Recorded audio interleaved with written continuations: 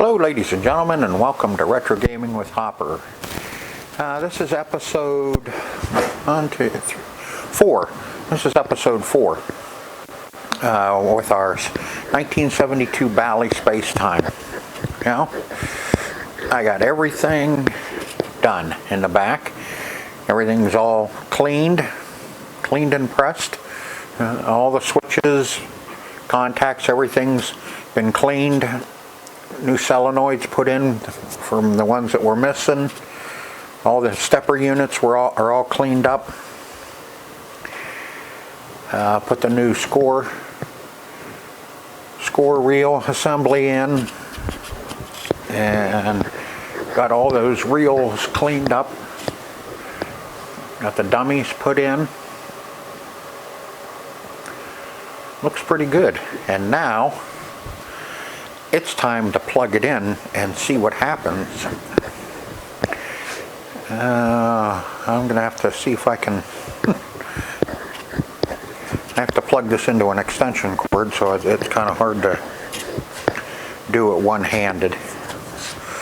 I'll set you down. I can cut that out.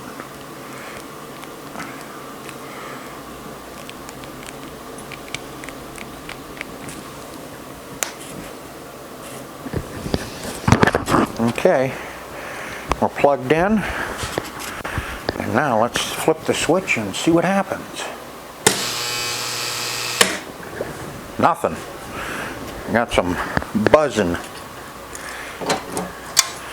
think that's the lock on the door.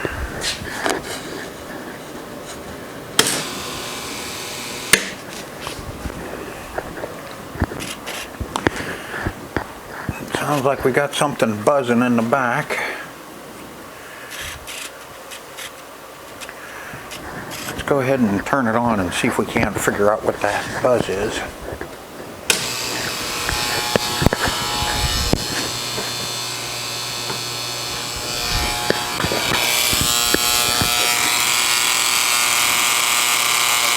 One of our scoring reels.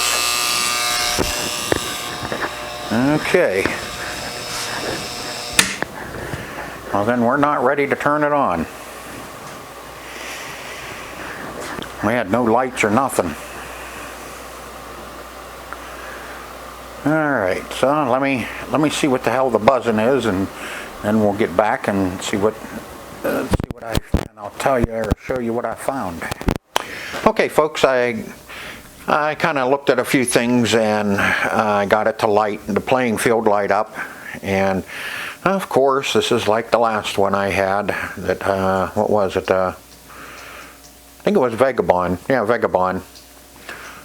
No lights on the backboard. Always fun. But anyway, I got this lit up. I found out what was going on. Was we have a reset switch in here or something stuck, because it was stuck in reset, and it wasn't really pulling in these two, but it was kind of stuck in that cycle mode. But don't do what I did. You know, all these relays look the same. So please, when you start replacing coils, look them up. I didn't. I just ordered 3 because I figured, oh, okay, the 10, the 100, and 1000, those look the same as the score resets. I didn't have those 3 coils, but I just took for granted that this whole bank was all the same. Guess what? Wrong. These ones are a C300 or C31 2000. See? No, D31 2000. That's what these 3 are. These 2 are C30 1500s. Found that out because I actually did what you're supposed to do and go look at the schematics and then look at the coil paper, and it all, you know, and it tells you what coils go to where. So I have those written down. here's our space-time parts list. And if you come down to here, see G31 2000s are the 10 and the 100.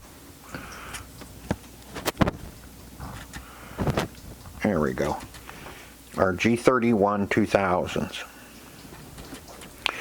And our reset is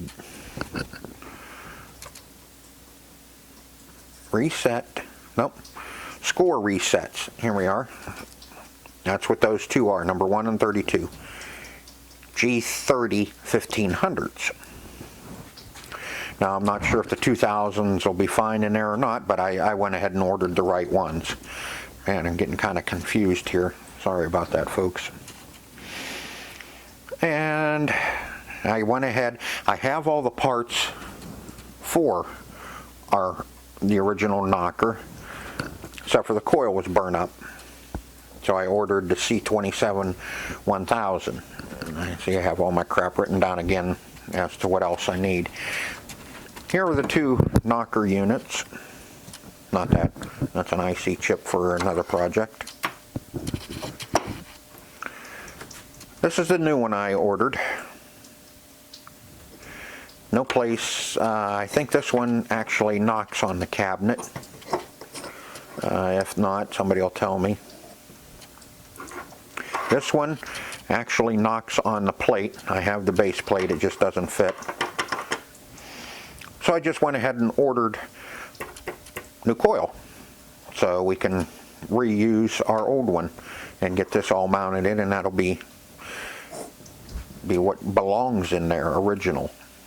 If that's what you're going for, which, hey, I have all the parts, I might as well just get the coil. The coils are only 10 bucks a piece, and just put a new coil on it. And we'll have the original coil, or original knocker unit in it. You don't have to drill any holes or anything to mount it. Mount another knocker unit at somewhere else. So now the plan is we're going to tear down the playfield and get it all cleaned up and touched up. The mechanicals will work on that after this is done, and then we'll start working through all the mechanics of it and getting everything working like it should. And from the looks of it, we're going to have a lot of work to do to get everything else going. So let's get started on tearing this playing field down and getting it ready to be cleaned.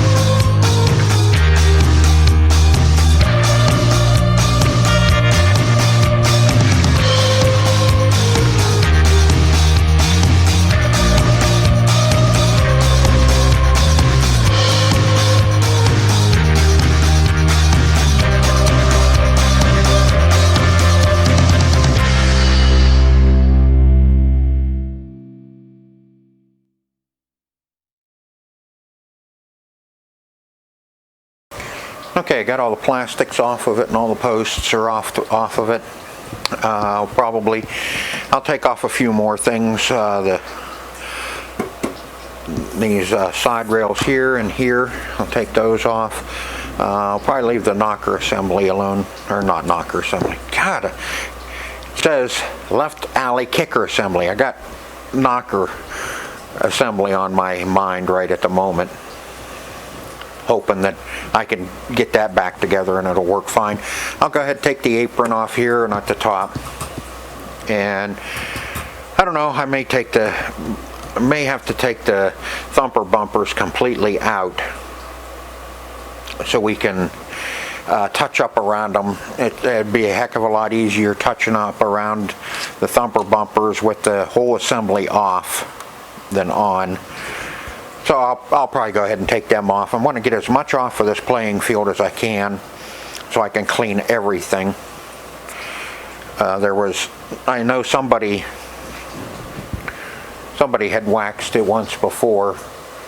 Didn't take everything off of it, but they did wax it. There's some wax left on it. That wax is probably a little old, like 20, 30 years old. So I'll get started. I'll get the rest of this cleaned up, taken off, and then I'll show you what it looks like after I got everything off of it that I want to take off of it. Okay, folks, I got everything taken off that I'm going to take off. I think I'll go ahead and leave the thumper bumpers on because it's black underneath and I don't have to worry about painting underneath. I just have to touch up those.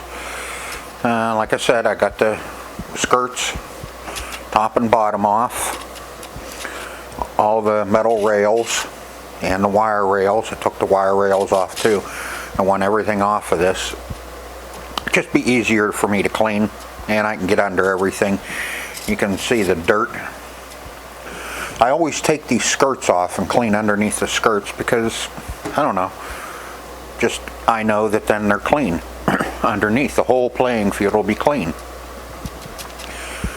And you can see some remnants of wax from some time or another. But biggest thing is, I figured out once I took the plexiglass off the tunnel, those little white pieces that we were seeing is styrofoam. What they were doing was shimming that up to make it level with the playing field because of this supposed to be a foam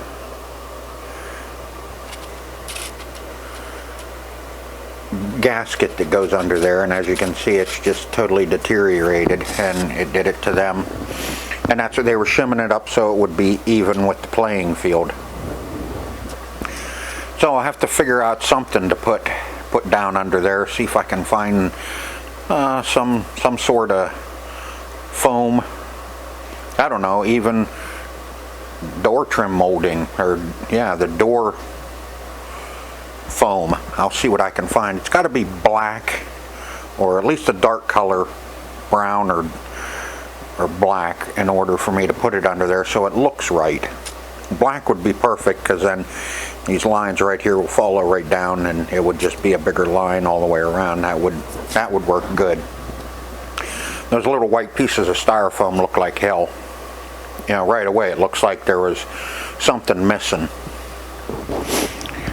But now what I'll do is I'll go ahead and wipe all this down with a damp cloth or something, at least get the bulk of the dirt up so I'm not grinding it into the paint. I want to get most of that cleaned up first before I even begin to clean in earnest the playing field. And I didn't see anything else except, you know, a lot of bulbs out, of course. I may go ahead and throw some bulbs in. That one's nice. I might go ahead and throw a few bulbs in just to brighten up the playing field, so easier to look at and work on with a little more light on it. And while we're up here, you know, we'll clean all the contacts, all the little switches, Get them all cleaned up because you can't do them from underneath. You got to clean them from up top.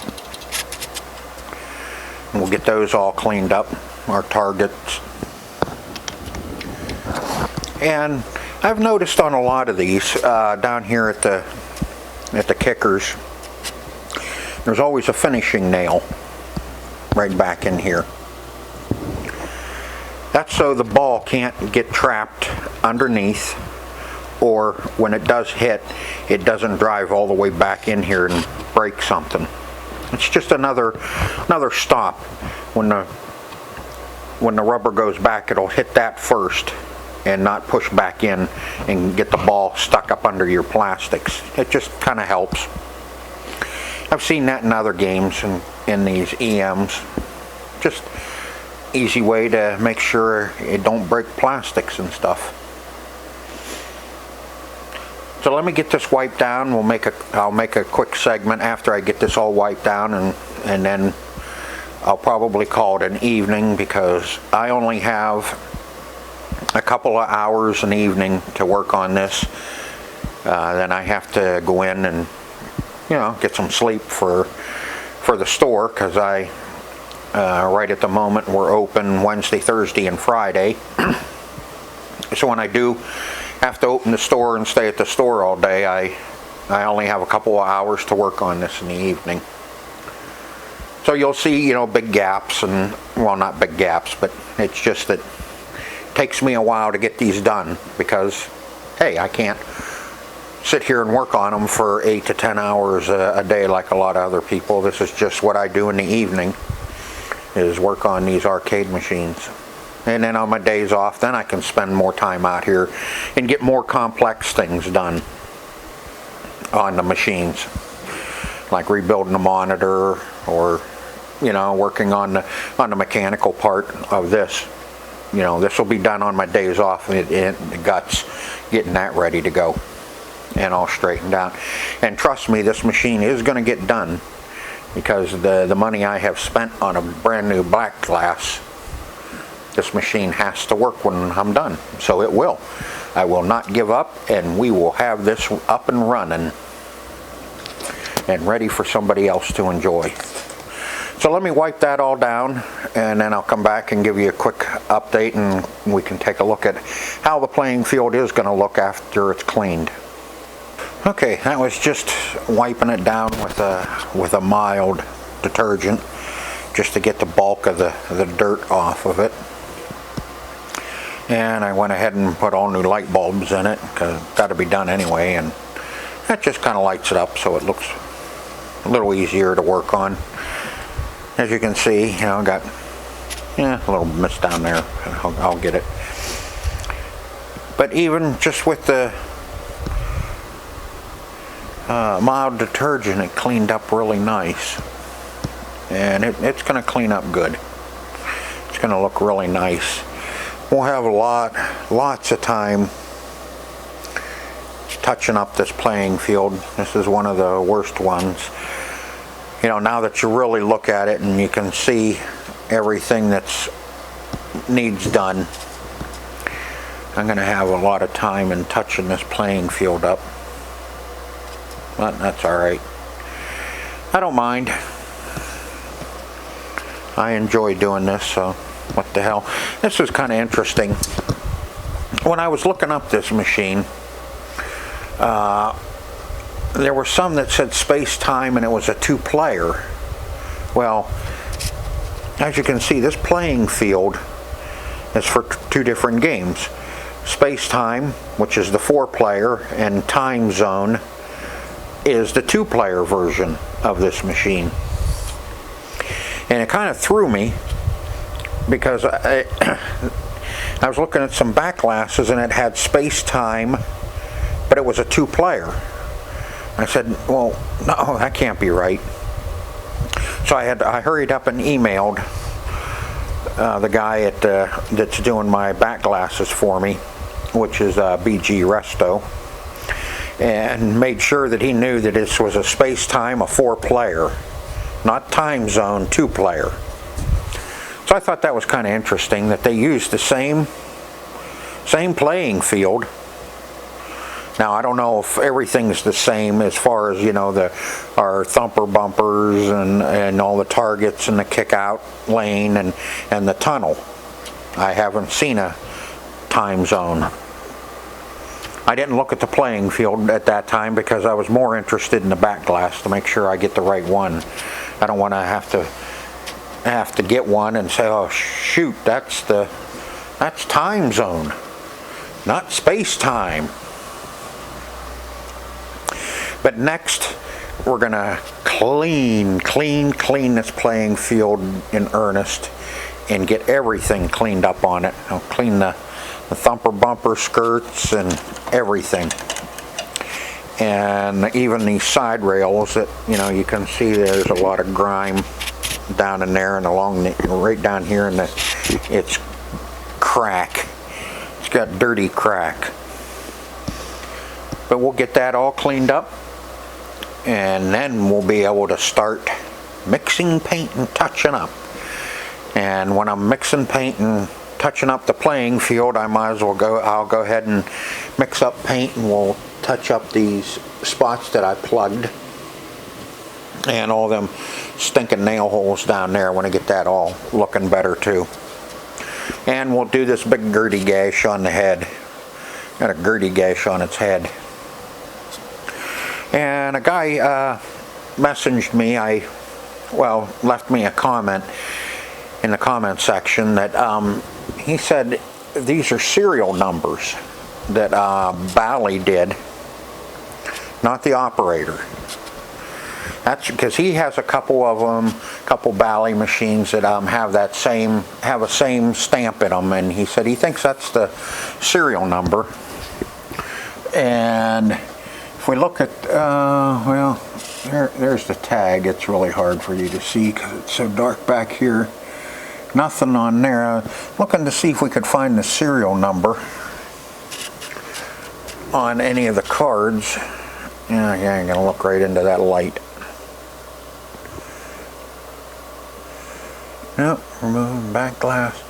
But I don't see the card with the serial number on it, so he may be right that at this time that's the way Bally marked their machines. Was a stamped in the wood.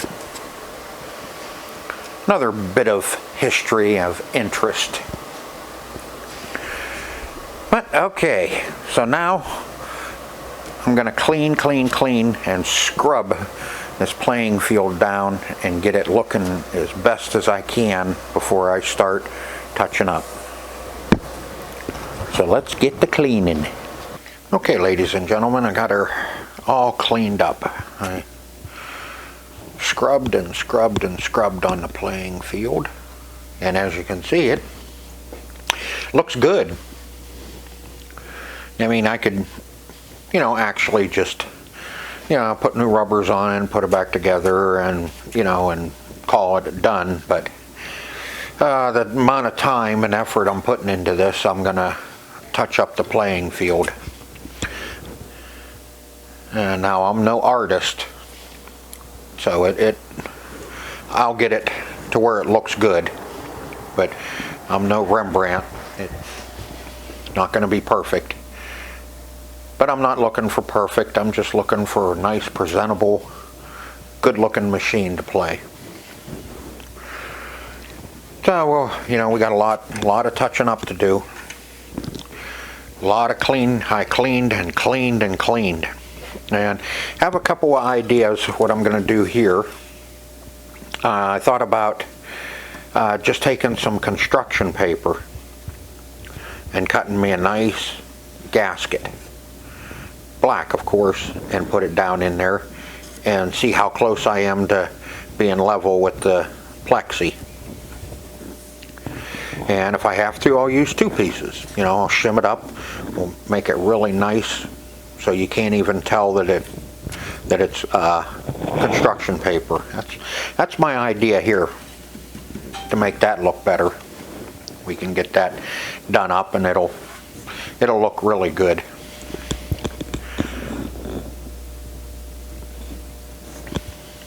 But I'm really pleased so far on how it how it's cleaned up. And the next daunting task is going to be touching up. But that'll be for another video. That'll be for the next one. We'll do that on the next video. This one's going to be long enough, so I think we're going to quit right here for this video, this episode. And then our next episode, which will be, let's see, I think this is the 4th episode. And then the 5th episode will be us touching up painting the playing field and getting it all done up and put back together and waxed. And then after that, then we get started on the mechanicals of this, which will be quite a few episodes from what I can tell with the amount of stuff that's going to need to be done. We got a lot of work on the mechanicals on this. For starters, what we'll do is we'll get the backlights going. And I went ahead, I broke down and I ordered new legs for it, new levelers, new bolts. So there's going to be a lot of new parts on this, getting this ready, which I don't mind, because this machine's worth it. You know, if you're going to put $300 into a back glass for it, you might as well just go ahead and start spending the money and doing it right. And to do it the best of your ability. So if you like this episode, this video, hit the like button. And if you have not subscribed yet, subscribe to the channel so you can follow along with this as we keep working on this 1972 Bally Space Time. And leave me a comment. How do you think it's going so far? Until next time, see ya.